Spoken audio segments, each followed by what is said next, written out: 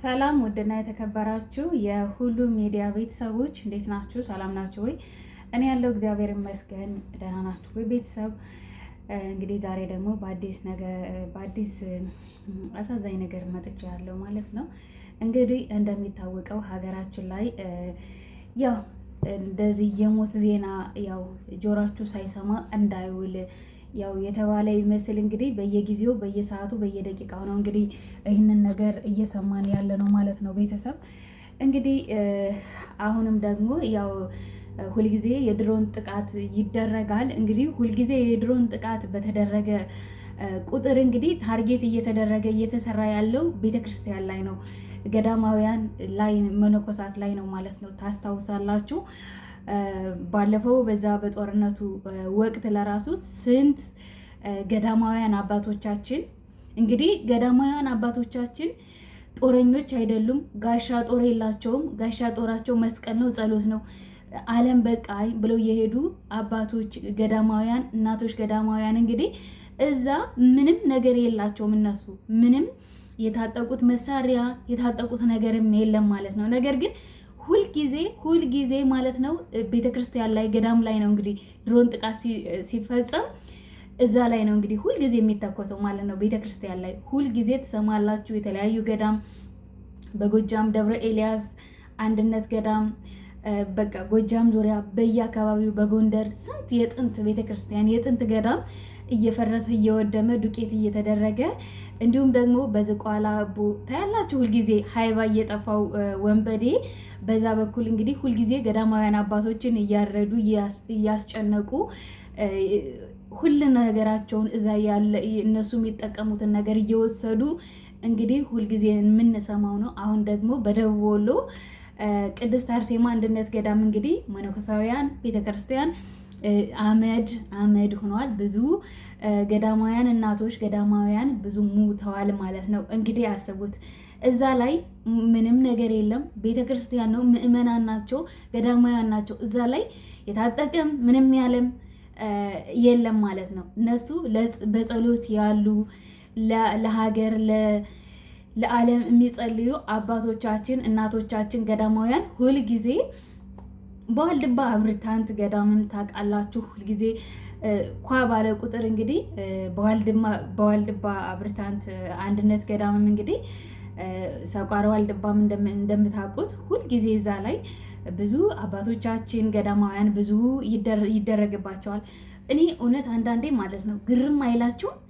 እስቲ ቤተ ክህነት ማለት ነው ቤተ ክህነት አባቶቻችን ጳጳሳት አባቶቻችን ማለት ነው አሁን ምንም አይነት ነገር አሁን እንግዲህ ገዳማውያኑ እንዳለ ውድም ብለው ቤተክርስቲያን ፈርሳ አንድ ዜና እንኳን ዜና የሰሩት ዜና የለም። የቤተክርስቲያናችን የቴሌቪዥን ጣቢያ ማለት ነው ማህበረ ቅዱሳንም ምንም ነገር አላለም። በእርግጥ መጮህ ምድር ላይ ተግባር ላይ እንዲህ በየፌስቡኩ በየምኑ በሶሻል ሚዲያ ቢጮህ ምድር ላይ ተደራጅቶ ቤትን ቤተክርስቲያንን ያው የመከላከል የትኛውም የዓለም ሕግ ይፈቅዳል ማለት ነው። ማንም ሊያጠቃ የመጣውን መከላከል መብት ነው ማለት ነው። ስለዚህ መሬት ላይ ወርዶ እስካልተሰራ ድረስ አሁንም ቢሆን አንድ ባንድ እየተባለ እንግዲህ ብዙ ቤተክርስቲያን ብዙ ገዳማውያን አባቶቻችን ብዙ የቆሎ ተማሪ እንዳለ እየታጨዱ እያለቁ ነው ማለት ነው። ታስታውሳላችሁ በጎጃም ባለፈው ለታ ስንት የቆሎ ተማሪ ስንት ነው እንግዲህ በድሮን ጥቃት እንዴት እዛ ሊማሩ የሄዱ እንግዲህ ዋናው ለቤተ ክርስቲያን የወደፊት የቤተ ክርስቲያን ተረካቢ ዲያቆናት፣ ስብከተ ወንጌል የተለያዩ ነገር የሚሆኑት የተለያዩ ካህንም ዲያቆንም ጳጳስም የሚሆኑት እንግዲህ የቆሎ ተማሪ ናቸው ማለት ነው። የቆሎ ተማሪ ናቸው፣ የአብነት ተማሪዎች ማለት ነው። እነሱን ገና እንግዲህ እየተማሩ ያሉ ህፃናትን ታያላችሁ። ሁልጊዜ ነው እንደዛ እየተለቀሙ እያለቁ ያሉት ማለት ነው። ነገር ግን ለምንድን ነው አሁን እኛ ወደ ማን ነው የምንጮኸው? ማንም እኮ ሀይባ የለም ማለት ነው። በተለያየ ጊዜ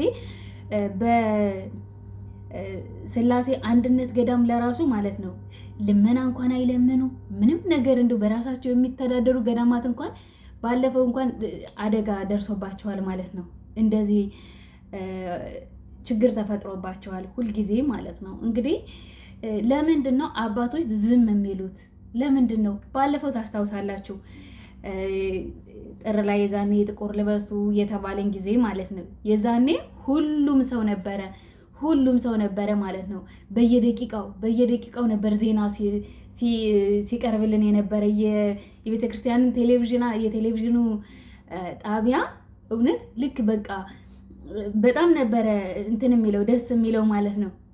በየደቂቃው መረጃ የሚያቀርቡት የነበረ እንዴት ምእመኑ እንዴት ሲከታተል እንዴት እንትኑ ለራሱ ማለት ነው ይሄ ዩቲዩብ ለራሱ እንዴት ብዙ ተከታይ እንደነበረ አሁን ማንም ሰው እንኳን ላይክ እና ሰብስክራይብ እንኳን የሚያደርገው የለም ማለት ነው። ለምን ሁሉም እየቆሰለ በአባቶች እየተናደደ በቃ እውነት መቼም ሁላችንም እናውቃለን እየተደረገ ያለውን ቤተ ክህነት ውስጥ ምን እንደሚደረግ እናውቃለን። ያው ምን ማድረግ እንችላለን? ስለዚህ አሁን እኛ አሁንም ቢሆን ዛሬ ሶሻል ሚዲያ ላይ ሆይ ሆይ ይባላል ለአንድ ሳምንት። አሁንም ደግሞ ሃይባይ ያጡት ምስኪን ኦርቶዶክሳውያን በኦሮሚያ ክልል እያለቁ ነው።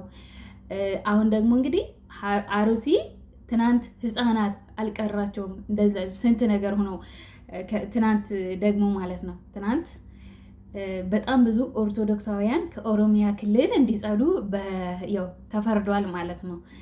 እና እዛ የተንኳኳው እኛ እዚህ እያንዳንዳችን ቤት መግባቱ አይቀርም ማለት ነው። ስለዚህ እዛ ያሉት ኦርቶዶክሳውያን ወንድሞቻችን፣ እህቶቻችን፣ ህፃናት ምንም የማያውቁ ያልታጠቁ ህፃናት ማለት ነው በየቤታቸው በእውነት ምን አይነት አረመኔ ምን አይነት ዲያብሎስ እርኩስ መንፈስ እንኳን እንደዚህ አያደርግም። በእውነት እህላቸውን በሳት እያነደዱ ማለት ነው። እህላቸውን በቃ ይሄ የእንጀራ የተቦካ ሳይቀር እንኳን እንዴት እንደደፉት እውነት አሳያቸዋለሁ፣ ቪዲዮ ላይ አስገባላቸዋለሁ ማለት ነው። በቃ ማለት እኛ ምንም ማድረግ አንችልም። እርር ብለን አልቅሰን ዝም ነው በቃ ምንም። እንግዲህ እኛ በምንችለው አቅም እግዚአብሔር አምላክ ምሕረት ከላይ እንዲያወርድልን ጸሎት ማድረግ ብቻ ነው እኛ ባለን አቅም። ሌላ ምን ብዙ ነገር ማድረግ የሚችሉት አባቶቻችን ያው ዝም ብለዋል ማለት ነው። በአሩሲ ላይ ጭራሽ ባለፈው ለታ ቀልድ ማለት ነው ሄደው የሆነ በሬ እንደ ሰላም አሻሽቶ ነው የተመለሱት ማለት ነው። ባለፈው ሄደን ጠየቅን ብለው እንግዲህ ተሰብስበው ሄደው ማለት ነው። እውነት አንዳንዴ ያማል። አንዳንዴ በእኛ ላይ እየተደረገ ያለው ግፍና መከራ ማቆሚያ የሌለው ማለት ነው። አብሶ በኦሮሚያ ክልል ኦርቶዶክሳውያን ታስታውሳላችሁ ከባለፈው ጀምሮ እንግዲህ ስንት ዓመት ያው በየቀኑ ኦርቶዶክሳውያን ቤታቸው ይፈርሳል፣ ቤታቸው ሀብት ንብረታቸው ይወረሳል፣ እነሱ ደግሞ ይገደላሉ። በቃ እንግዲህ በኦሮሚያ ክልል እየተካሄደ ያለው ነገር ይሄ ነው። ግን ደግሞ እኛ አሁን ለሳምንት ነው ጫጫታው፣ ለሳምንት ነው። ከሳምንት በኋላ ሁሉም ወደ የራሱ ተግባር ነው የሚመለሰው። ፌስቡክ ላይ ቢጮ በተለያዩ ቲክቶክ ላይም ሲጀመር ቲክቶክ ላይም ዩቲዩብ ላይም ምንም ላይ ቢጮ ሰሚ ከሌለ ምንም ማድረግ አይቻልም እኮ። ብንጮህ ጮህ ነው የምንቀረው። መሬት ላይ መሰራት ያለበት ነገር መሬት ላይ ነው እና ስለዚህ ሁላችንም በእርግጥ ሰብሳቢ ያስፈልጋል፣ መሪ ያስፈልጋል ለሁሉም ነገር ማለት ነው። እኛ አባቶቻችን ብዙ ደግሞ ስለ ኦርቶዶክሳውያን ስለ አሩሲ በገዳምም ስለሚደረገው ጥቃት እንደዚህ አቤቱታ ያቀረበ ተለቃቅሞ ይታሰራል ማለት ነው። አንድ አባት በጣም ምስኪን አባት እንግዲህ ይኸው 1 ወር ከምናምን ሆኗቸዋል። ለምን ለአሩሲ ጮህ ተብለው ማለት ነው። ለአሩሲ ምዕመናን እየተገደሉ ነው ብለው ስለተናገሩ ብቻ ለምን ትናገራለህ? ብንገድላችሁ ምንም ብንላችሁ ጸጥ ነው ማለት የለባችሁ ተብሎ ማለት ነው። እንግዲህ ሰውም ሲናገር ታውቃላችሁ፣ በጣም ብዙ መምህራን ብዙ ሰብከተ ወንጌል መምህራን ሁሉ ታስረው ነበረ። ግማሾቹ ተፈትተዋል፣ ግማሾቹ ደግሞ ይኸው እስካሁን ድረስ አልተፈቱም። አሁን ደግሞ ይሄን ሰሞን ደግሞ ይሄን 2-3 ቀን ደግሞ ብዙ ኦርቶዶክሳውያን ታስረዋል ማለት ነው። ስለዚህ እኛ ያው መጮህም ብንጮህም ሲጀመር ማፊ ምንም እንትን የለውም ፋይዳ የለውም ማለት ነው። ብንጮህ ለራሱ ሰሚ ስለሌለ ሰው እኮ የሚጮኸው ሰሚ ሲያገኝ ያንን ነገር ተግባራዊ የሚያደርግ ሰሚ ይህንን ማስቆም ይችላል። አሁን ያለው መንግስት ማስቆም ይችላል። ይህንን ነገር ማስቆም አቅቶት አይደለም፣ ግን በቃ እንዳልሰማ እንዳላየ በቃ ጸጥ ነው የሚል እዛ ላይ እንኳን የምክር ቤት አባላት በሚሰበሰቡበት ሰዓት እንኳን ስለዛ ሲናገሩ እንኳን መልሱን እንኳን እንዴት እንደሚመልስ ታያላችሁ ማለት ነው። ልብስብስ አድርጎ ነው በቃ ልብስብስ አድርጎ በቃ ጨዋታ በሚመስል መልኩ ነው አልፎት የሚሄድ ማለት ነው። ስለዚህ እኛ ራሱ ያው ትዕዛዝ እየተሰጣቸው ነው የሚሰሩ። አሁን እዛ በኦሮሚያ ክልል እየተደረገ ያለው ባለፈው ጭራሽ ማለት ነው እንደዛ ሲያስገድላቸው ኦርቶዶክሳውያንን ሲያስጨፈጭፍ የነበረው በቃ ጀግና ተብሎ እንግዲህ ሽልማት ተሸለመ ማለት ነው። እንግዲህ በአሁኑ ሰዓት ብዙ ነገር የሚያደርግ የብዙ ህፃናትን የብዙ ምንም እሺ የታጠቁ በጦርነቱ እንደዚህ ቢሞቱ ምንም ችግር የለውም። ያው እዛ በጦርነቱ ቦታ አሁን እነኚህ ከጦርነቱ የሉበት ምን የሉበት ቤት ውስጥ የተቀመጡ ህፃናት፣ እናቶች፣ አሮጊቶች፣ ትልልቅ ሰዎች ከምኑም የሌሉት ናቸው እንግዲህ እየተገደሉ ያሉት ማለት ነው። ስለዚህ ይህንን ነገር ደግሞ ሀይ ባይ ስለሌለ እኛም ብንጮህ ያው ጮህን ነው የምንቀረው። አንድ ቀን መቼም የጊዜ ጉዳይ ነው እንጂ ሁሉም ነገር ደግሞ እንደዚህ አይቀጥልም። ማንም እንደዚህ አይቀጥልም ማለት ነው። እንደዚህ በየቤቱ እያስለቀሱ ስንቱ ቤት እያለቀሰ ነው ያለው። ስለዚህ እውነት አንድ ቀን እውነት ያው መውጣቱ አይቀርም።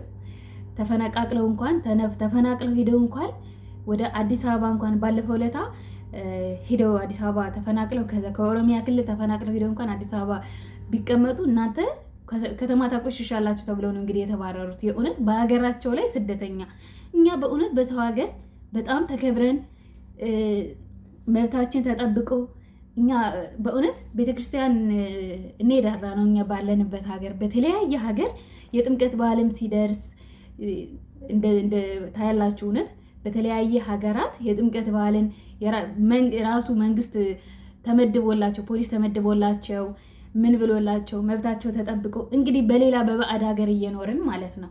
እንደዛ የሆንን በሀገራችን ግን ክርስቲያኖች ተሳደው በተለያየ ቦታ ክርስቲያኖች በወረንጦ ተለቅመው ብዙ ችግር መከራ ሀብት ንብረታቸው ያሟሉት ባለፈው ታውቃላችሁ ውልቂጤ ነው የሚባለው ወደ ጉራጌ ክልል ስንት ክርስቲያኖች እንዴት ስንት ነገር እንደደረሰባቸው ታውቃላችሁ። በቃ ምኑ ስፍር ቁጥር አለው ክርስቲያኖች እየተደረገባቸው ያለው ነገር በጣም ነው የሚያመው። እውነት አንድ ቀን መቼም እግዚአብሔር አምላክ ይፈርዳል። የጊዜ ጉዳይ ነው እንጂ ማንም እንዳለ የሚቀጥል የለም ማለት ነው። ስለዚህ አሁን ድሮን ቤተክርስቲያን ላይ ድሮን ሲጀመር ሲጣል በትክክል ታርጌት የተደረገበት ቦታ ላይ ነው የሚወድቀው። እንግዲህ በዛ አካባቢ ቤተክርስቲያን እንዳለ ይታያል። ምእመናን እንዳሉ ገዳማውያን እንዳሉ ያሳያቸዋል። ነገር ግን እዛ ላይ ወደቀ። አሁን በቃ ድሮን ነው ምንድን ነው በቃ ያስተባብላሉ ማለት ነው። ለምን እዛ ላይ ታርጌት ይሄ ድሮን የሚወድቀው ታርጌት የተደረገበት ቦታ ላይ ነው። ታርጌት የተደረገው ደግሞ ቤተክርስቲያን ላይ ነው፣ ምእመናን ላይ ነው። በጣም ነው የሚያሳዝኑት ገዳማውያኑ ሲያሳዝኑ ማለት ነው። ማርያም ብታያቸው እንዴት እንደሚያሳዝኑ ቤተክርስቲያናቸው እንደዛ